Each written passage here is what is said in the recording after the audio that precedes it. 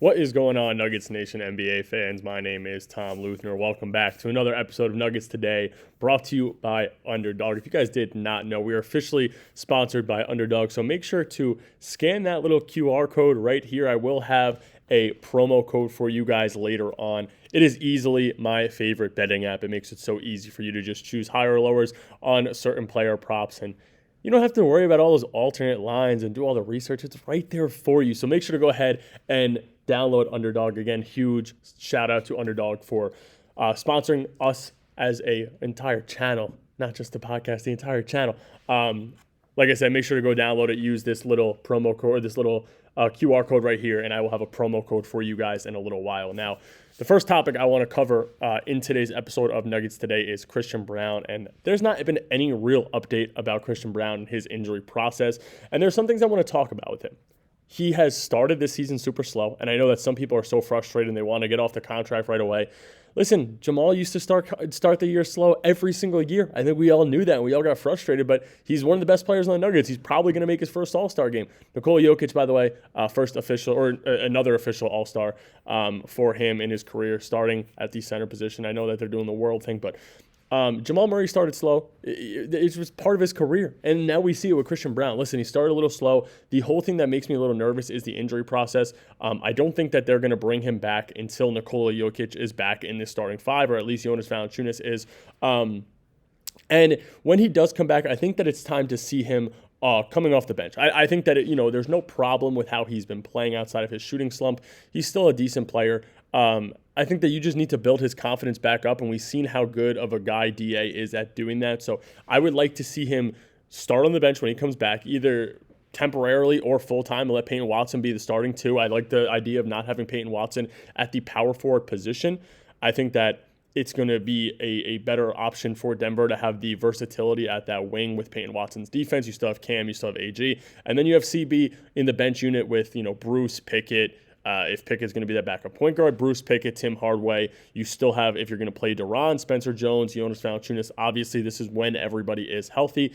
And then if Denver does make any other additions, if not, you still have Zeke Naji there. If Julian Strawther is going to be a guy who maybe cracks the rotation, which I don't know if we see that happening. But I would just like to see CB at least start on the bench when he does come back. But like I said, he's probably not coming back until Jokic does come back to this team, which I have an update, or a little bit of an update, a projected update, I want to say, and I'll get to that in a little while. But the next thing I want to talk about is Denver potentially bouncing back against the Los Angeles Lakers, who are a top team in the NBA, and we all know that. LeBron James, Luka Doncic, and Austin Reeves are some guys who are just dominating. I think that Austin Reeves is still hurt. The Nuggets dropped to the third seed. The Spurs are at the second seed.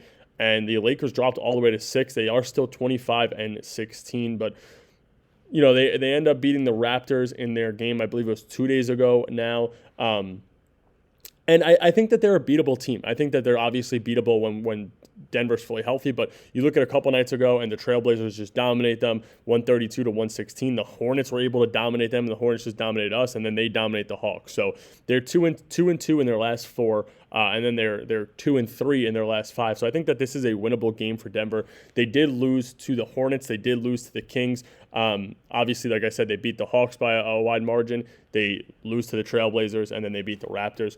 I think that the main focal point is going to be Luka Doncic, obviously, and even I think DeAndre Ayton could have a good game. I think the other night he dropped like 20 and 20 or something like that. It was nuts.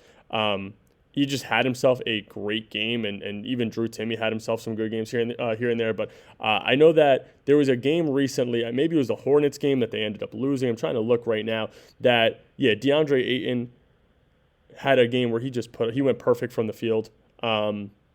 He dominated from the field. He had a perfect game, and I think that that's going to be huge for this Denver Nuggets team just because right now their big man depth is lacking, and you're not getting those two guys back for a little bit, it seems. So to have a good center, a big center come in, I think that is going to be a pretty big benefit for the Lakers in this matchup. And then obviously Luka Doncic is another guy to look out for. Before we continue in the episode, I want to give you guys a quick word from our sponsor. Fast breaks, buzzer beaters, and block parties are back, and Underdog is the best place to get in on all the action. Playing on Underdog is easy. Just pick whether your favorite players will go higher or lower on stats like points, rebounds, steals, and more.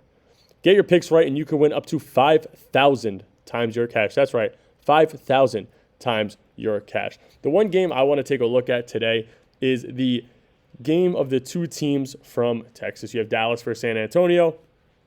And obviously, I'm going to look at the projections for the two best players on each team. And that is Kevin Durant at higher than 25.5 points and Victor Wembanyama at higher than 22.5 points. The Rockets took a hit at their big man position. Steve Adams suffered a sprained ankle, I believe it was, so it wasn't anything serious, but I believe he's going to be missing some time.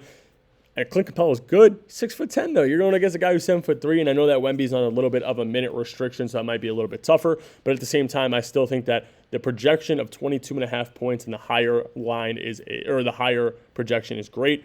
And for KD, I mean, he's just one of the best scorers that we've ever seen. I think that he will continue to do that. Harrison Barnes is probably going to be the starting matchup. Maybe it's going to be Devin Vassell. You might see, I don't know. You might see Jeremy Sochan thrown at him, but at the same time, the projection of 25.5 points, I think, could be a great projection for this game. Download the app today and use promo code BasketballFan to score $75 in bonus entries when you play your first $5. That's promo code BasketballFan. Like I said, use that QR code. Make sure to go get some free money by using that promo code. Underdog, make picks, win money. Must be 18 plus. 19 plus in Alabama and Nebraska. 19 plus in Colorado for some games. 21 plus in Arizona, Massachusetts, and Virginia. And present in a state where Underdog Fantasy operates. Terms apply. See assets.underdogfantasy.com/play and get terms DFSTML for details. Offer not valid in Maryland, Michigan, New Jersey, New York, Ohio, and Pennsylvania. Concerned with your play? Call 1-800-GAMBLER or visit www.ncpgambling.org. In New York, call the 24/7 helpline at 1-877-8 or text HOMI 467-369. So obviously, when I was saying before, Christian Braun, I don't think there's any time for return when it comes to when he is going to play. But at the same time, you look at the estimated return. I know that, CB is just a game time decision. I think that they're going to let that play out until Jokic is back. I could be wrong, but you look at Cam, Jonas, and Jokic, and the estimated returns for all three of them are Cam January 22nd, which is pretty soon, and then Jonas and Jokic February 1st, which is a great sign for this Denver Nuggets team. Maybe you let Cam just rest a little bit and get to that break line of the All-Star break, and you let him just, fully get healthy before you try to rush him back, because like we saw with CB, something was off, and you don't want him to have to play through some kind of injury. But the last thing I want to talk about is my favorite segment from this entire podcast, and that is the community talk and replying to what you guys have to say. So in the last episode, there was one comment that was talked about about the Hornets loss, and I don't think that it's this terrible loss. People are saying it's the worst loss they've ever seen. I don't agree, because you look at the Hornets and what they did to I believe it was the Thunder, Nuggets, and Lakers, and they beat them by a margin of 23 points. They were on fire. They're a good young team, and it's hard to scout a team like that because guys like Zion James, Con Canupel, Ryan Kalkbrenner, these are guys who you can't really scout outside of college tapes and a little bit of NBA film. So for Denver to come out hurt, and lose to a team who's been on fire in their last couple games against the top teams, I am not too mad about it at all. When it comes to another, I think it was Patrick who commented that they need to get another star off the bench. Jonas is old now, injury prone, get another big man veteran.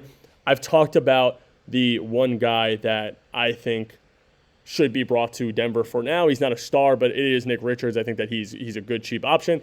He's expiring. If you want a guy who's not expiring, it's Jalen Smith. But one guy I want to sort of keep an eye out and monitor is, it's not going to be a crazy star, but it's a former All-Star just for some bench depth.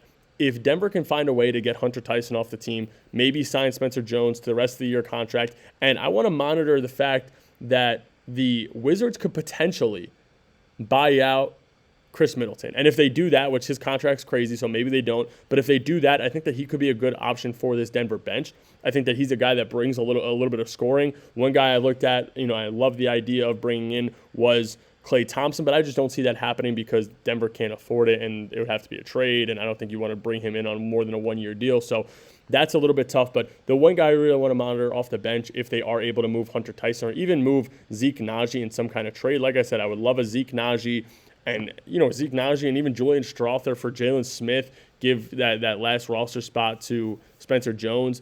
It would have to be one more player moved if you want to move anybody, or drop Duran for the remainder of the year, and then you get Chris Middleton if he is available, but that is one guy I just want to monitor. There's no real reports of him being bought out, but I just think that if this Wizards team is going to go full rebuild mode and really just look to the future, which may happen just because, Trey might not even play a game for them. I know that he's just questionable, but if they're going to take for a pick, he might not play. So just monitor that situation a little bit. But that is all I got for you guys today, Nuggets Nation. Like I said, huge shout out to Underdog for sponsoring this episode. Make sure to use this little QR code right here and code BasketballFan to get your free $75 with your first deposit of $5. And I will catch you guys later. Make sure to drop some more comments so we can continue doing the community talk episode. Like I said, definitely my favorite segment from this podcast. So please make sure to comment down below if you guys want me to cover anything. If you guys are new, make sure to hit that like and subscribe button. Let's get the channel, let's make the goal for this channel 1.5K subscribers. We're at 1.27, so let's get this to 1.5K, and I appreciate you guys for joining along on the journey. I'll catch you guys later.